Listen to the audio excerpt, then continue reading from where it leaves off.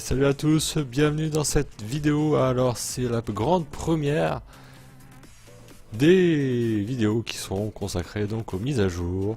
Je n'espérais pas que ça soit aussi rapide qu'il y ait une mise à jour sur la même journée que je publie la vidéo qui l'annonce plus ou moins. Donc voilà, on va faire un petit point sur l'update 16.5 qui vient de sortir il y a quelques heures de cela, que j'ai pu un petit peu regarder.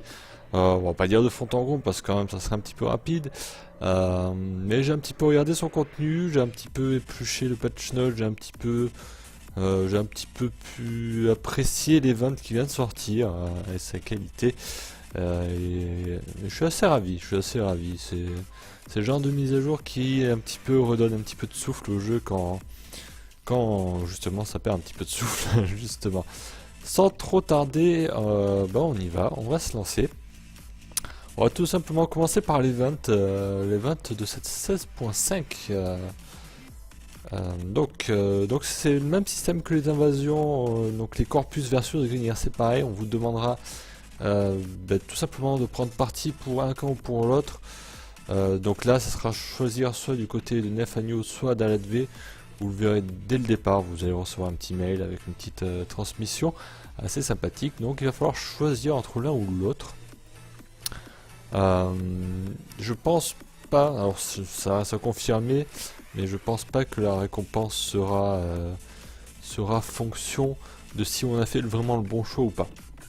C'est-à-dire que moi je suis parti du côté Nefagno, ceux qui sont partis du côté Aladvé, ils sont un petit peu plus nombreux à être du côté Aladvé, ma foi.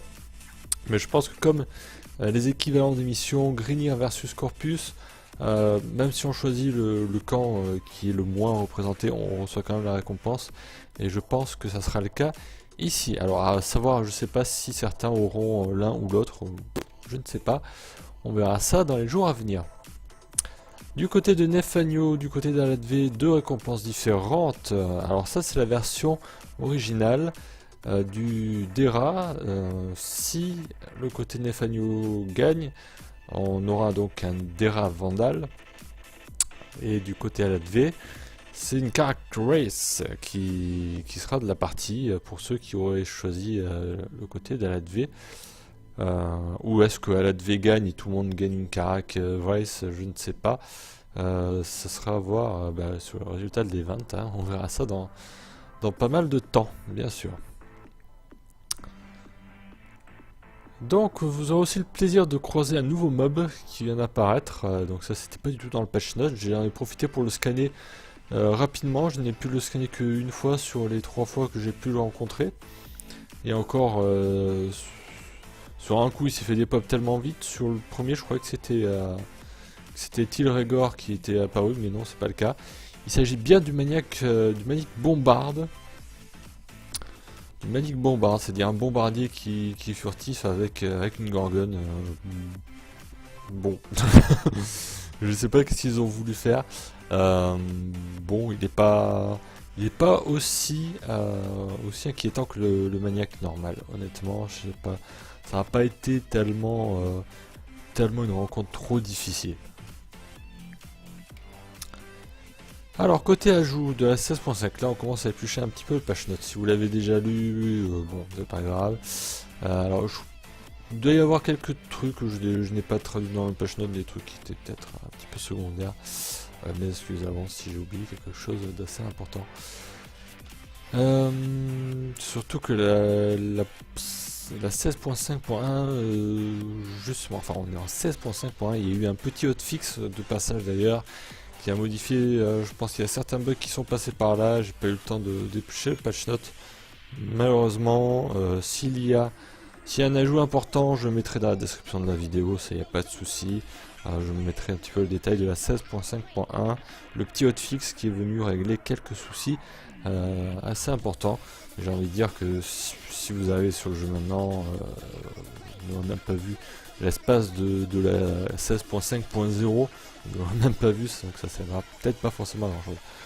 Donc côté ajout, alors on a un nouveau type de carte qui est apparu, c'est le laboratoire sous-marin, donc avec les ventes on vous propulse directement dedans. C'est un nouveau type de carte, comme on peut avoir la map dans le sable avec les Grignir, ou l'intérieur du le Galion Grignir, ou le vaisseau normal, ou le vaisseau Corpus, ou la base Corpus sur les maps gelées, etc. Donc on a un nouveau type de carte qui vient rajouter un petit peu de diversité là-dedans. Ça aussi, c'est un petit peu un petit, je vais pas dire un bol de un bol d'air, mais plutôt un verre d'air dans ce cas-là. C'est un ajout sympathique. Nouvelle difficulté pour le raid Cauchemar Nightmare. Alors ça j'ai pas encore pu tester, mais c'est quelque chose que j'aimerais bien tester ce soir. Donc je pense que je vais y regarder un petit peu. Voir ce que ça vaut exactement, que cette difficulté là. Surtout que ma vidéo sur le raid était bouclée, était filmée, était toute bien. Donc je vais voir. C'est pour ça qu'il faut que je vois assez rapidement pour savoir si je mets à jour la vidéo sur le raid. 3 nouvelles armes, le Bolt Ace, le Daikyu et l'Atomos. Donc ça on verra un petit peu après dans le détail ce qu'ils valent et mes impressions. Ils sont en cours de craft, en cours de recherche pour certains. On verra qu'il y en a un qui est situé dans le dojo sur le laboratoire Tenno. Les deux autres sont sur le marché, donc ça y a pas de souci. Deux nouveaux accessoires. Alors accessoires entre parenthèses, il y a un Sugatra supplémentaire et un skin pour les flèches que j'ai insta-buy parce que parce que je suis un grand fan de tout ce qui est arc, et c'est vrai que modifier les skins des flèches de façon permanente, pas que pour la Saint-Valentin tirer les flèches de cœur, etc. Ça m'intéressait, et pour 50 platines c'était pas forcément trop démentiel comme dépense. Ça fait un petit plaisir comme ça, assez raisonnable encore. De nouveaux modes pour le conclave, alors des modes de jeu, le Team Annihilation et l'Annihilation normal. Donc on a du SFA, c'est-à-dire du 1 contre tout le reste, etc. Ça peut être sympa. Et puis le Team Annihilation, c'est tout simplement de faire le plus de frags en équipe tout simplement. Avant c'était juste de la capture, etc. Ça rappelle un petit peu les tout premiers conclaves, si on peut dire. De nouvelles maps qui sont sorties, de nouvelles Warframes qui sont utilisables en conclave. Il s'agit de Valkyr, Amber et d'Oberon qui rejoignent un petit peu le cercle des Warframes qui sont utilisables en PvP. Des nouvelles postures qui ont été autorisées, c'est les postures qui sont associées aux griffes, au Venka et au Ripcast, si je ne me trompe pas. Donc il s'agit de Raptor malicieux, et puis de la dernière qui est entrée sur une précédente mise à jour. Vous pourrez utiliser ces postures là, et vous pourrez utiliser les 20k et puis les autres griffes si vous le souhaitez. Ça pourrait être sympa. Les nouveaux modes de conclave, alors là je vais pas les détailler exactement, il suffit juste d'aller dans votre lisée sur le côté, et encore je sais pas si on voit les modes. Donc il y a des modes qui sont assez intéressants dans l'eau. Donc voilà, donc je pense que j'y ferai un tour plus approfondi sur une vidéo qui sera vraiment dédiée pour le conclave. En attendant, on passe rapidement sur les ajouts, vu qu'on est déjà quasiment à 9 minutes de vidéo. Alors, donc on va voir un petit peu côté armes. Donc on a déjà tout, le Dakios, Atomos et Bolt Ace qui sont là. Le Daikyu, c'est un arc, à ma grande surprise, un arc avec de la perforation. J'ai pas fait encore la différence. Je pense qu'il a plus de dégâts physiques, Il a un multiplicateur, un taux de critique qui est assez moyen, de 15%, c'est pas terrible. Un statut de 45%, ça c'est super fort. Donc ça va se monter en statut, ça, et en dégâts bruts. Donc voilà, c'est un arc un petit peu spécial, hein, si on peut dire. L'Atomos, qui est une arc qui fait des dégâts de feu. Alors là encore, ça reste vraiment à voir ce que ça vaut, parce que le statut par seconde n'est que 10%. Le taux de critique est vraiment ras les pâquerettes. Donc voilà. Je ne sais pas ce que ça vaut, ça doit être plus visuel qu'autre chose, mais les stats me disent rien pour le moment. Bon, on verra peut-être, on aura l'occasion de le tester sur un véritable contrôle technique vraiment approfondi. Le contrôle technique, c'est pas la semaine prochaine. Si, ça doit être la semaine prochaine. On commence. Le Bolt Ace, alors lui il est super spécial vu que c'est la fusion, c'est un craft sur lequel vous aurez besoin d'un Boltor et puis des Kronen. Donc voilà, on voit le design des deux. Hein, c'est encore c'est un nouveau tonfa, c'est sympathique. C'est sympathique. Alors côté stade, j'ai pas encore fait la comparaison, mais on reste sur la lignée du Kronen, hein, ni plus ni moins. On a des chances de statut qui sont sympas, ça ne se montrera pas en critique. L'attaque, la spin attack, elle est à 510 de dégâts. C'était de mémoire, c'était l'un des points forts de cette arme là, c'était de faire des attaques tourbillonnantes à tout va en avançant, et c'était sympa, ça faisait des dégâts. Donc je pense que les dégâts doivent être légèrement supérieurs. Bref, tout cela on verra ça un petit peu plus loin sur les contrôles techniques, ça y a pas de souci. Donc voilà, nouvelle sortie, nouvelles armes qui sont sorties. Ça fait du bien, surtout une arme stylée comme ça, le Bolt Ace. L'arc il est pas mal du tout, j'aime bien son look, et puis l'arme secondaire possède un look assez sympathique aussi. Donc on a vu, ben voilà, il y a... Alors là c'est d'autant plus violent le craft, parce qu'il y a 18 000 nanospores, 1000 rubédos qui sont nécessaires pour crafter les clés de la version Nightmare de Gallium. Bon, le Gallium encore ça se farme pas trop difficilement. Néanmoins, bah, je ne sais pas si ça vaudrait le coup. Je ne sais pas, il faut que je teste. Je sais pas, il doit y avoir un groupe ou deux qui doit l'avoir clean le raid en question. Je pense que je devrais avoir les réponses sous peu. Si j'ai une réponse côté récompense de raid, je vous la fais en direct, etc. Ça, il n'y a pas de souci sur la description de la vidéo, ou sinon ça sera ailleurs que j'essaie de trouver. Mais bon, en tout cas, je vous dirai de ce qui se passe. Donc on a les skins de flèches. Alors il n'y en a pas un, il y en a trois en fait au total. Il y en a trois skins de flèches. J'ai ma petite préférence pour celle-ci. Celle-ci est vraiment très belle. J'ai l'impression que ça fait très flèches qui font du dégât de slash, du dégât de perforation, de slash. Et ça, une flèche qui fait du dégât d'impact, ça fait très cet effet là, mais je peux vous garantir c'était sympa, c'est vraiment sympa comme look, si vous n'aimez plus les flèches du dragon en tout cas. Et puis le Sugatra en question, c'est un Sugatra Grineer, si vous aimez ça le Sugatra, bah voilà. Les changements de la 16.5. Alors tout d'abord, on va commencer par tout ce qui est conclave, parce que ils ont vraiment fait un truc vraiment conclave. Encore une fois, ils sont vraiment, ils se sont mis en tête de vraiment faire un truc conclave à fond. Donc ma foi, ils continuent. Cette fois-ci, ils enlèvent Tempo Royal du conclave. Ils enlèvent le kick en conclave, c'est après donc 60 secondes d'inactivité désormais.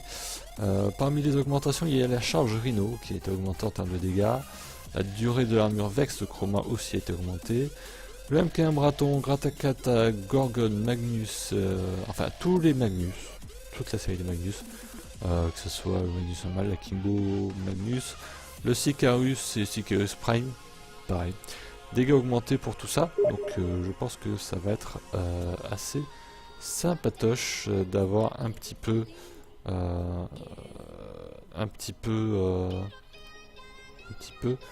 de dégâts supplémentaires pour ces armes là, surtout Sicarus. Excusez-moi, j'étais un petit peu perturbé. On revient à tout ça. Donc la Kimbolato voit ses dégâts réduits. Il y a alors tout ce qui est debuff de ralentissement, c'est-à-dire de gel, affecte désormais la vitesse des attaques au corps à corps, chose qui apparemment n'était pas le cas avant. Le multiplicateur à la tête n'est plus appliqué par les dégâts de zone, et il y a des changements sur l'XP gagné. Donc c'est toute l'équipe qui gagne 5000 à chaque capture de fait, donc ça c'est en mode de capture céphalon. Et 2500 d'XP pour avoir retourné le drapeau, ça doit être individuel. Sinon, des changements en général, les écrans de chargement ont changé. Donc que ce soit avant l'accueil ou à lancement de partie, il y a des petites modifications. Un petit ajustement des hitbox sur les drones Corpus. Quelques changements graphiques sur l'épée de chaleur et le Grakata. Alors le Grakata, je crois que je ne l'ai plus malheureusement. La dague de chaleur, je l'ai vu, ça fait un petit peu un effet de chaleur justement sur ces dagues là. C'était vraiment un truc qui manquait vraiment sur ces dagues de chaleur. C'était vraiment l'impression que justement, enfin épée, dague de chaleur, épée de chaleur. L'épée de chaleur ne faisait pas vraiment épée de chaleur au final. Ben là c'est vraiment le cas. Ça fait plaisir. Bon après tout le monde ne s'en occupe pas de ce genre de choses, mais voilà, ça a changé. Changement sur les menus, menu d'amis, menu de clan. Bon, ça rafraîchit un petit peu les choses, si on peut dire. Il y a possibilité de cumul de certains accessoires, je pense notamment à Valkyr, le petit accessoire qui permet d'avoir des câbles derrière. On peut le cumuler avec une Scion d'Ana cette fois-ci. Donc ça s'applique à pas beaucoup de choses, je crois que ça doit s'appliquer qu'à Valkyr, je crois au final. Changement au niveau de la personnalisation du Lazy, il y a un menu à part, j'ai pas encore regardé, j'ai pas encore vérifié, mais apparemment il y a un menu à part là-dessus. Et en général, il y a une augmentation globale des performances du jeu, très légère je pense, très légère, ça n'a pas été très flagrant tout ça. Et on va terminer avec les fixes. Alors les fixes, qu'est-ce qui a été fixé? Les foreuses en excavation qui étaient quasi invulnérables. C'était un problème, je crois sur toutes. Moi je faisais principalement celle qui était Corpus, et c'est vrai que c'était touché uniquement par les grenades Corpus et puis les ondes de choc. Voilà, il n'y avait que ça. Je crois qu'il y avait aussi l'anti-moa aussi qui pouvait faire du dégât. Bref, 3 mobs qui pouvaient faire du dégât. Donc voilà, c'était un petit peu trop facile. Ça a été fixé, à voir si c'est vraiment fixé à 100%. Les joueurs ne pouvant pas avoir les PV des foreuses justement en excavation, ça a été fixé. Fixé aussi des effets mal rendus sur certaines Scion d'Ana. Un bug de timer en survie, lorsqu'on voulait extraire, il y avait un petit bug de temps à autre. Fixer les récompenses sur certaines invasions faites à la dernière minute, donc terminer les frustrations des récompenses qu'on ne gagne pas. Fixer le bug de craft de spectre dans certains cas. Fixer un bug sur les armes à projectiles n'ayant pas le multiplicateur supplémentaire lorsqu'il y avait un tir à la tête. Ça je n'avais pas vu, mais c'est très intéressant. C'est très intéressant qu'ils aient fixé. Fixer certaines descriptions de modes, fixer un bug de reset de timer sur une compétence quand on récupère un loot. C'est un bug bizarre que je n'ai pas encore vu, mais qui a été fixé. Merci à vous d'avoir suivi cette vidéo, j'espère que j'étais complet, je pense que j'ai oublié 2-3 trucs, notamment côté conclave, je sais qu'il y a eu pas mal de choses. Quoi qu'il en soit, n'hésitez pas à commenter cette vidéo, à apporter vos impressions, ou poser vos questions si vous avez quelque chose qui coince sur cette mise à jour là que vous souhaitez savoir. N'hésitez pas à poser vos questions et on se retrouve pour de prochaines vidéos. Ciao.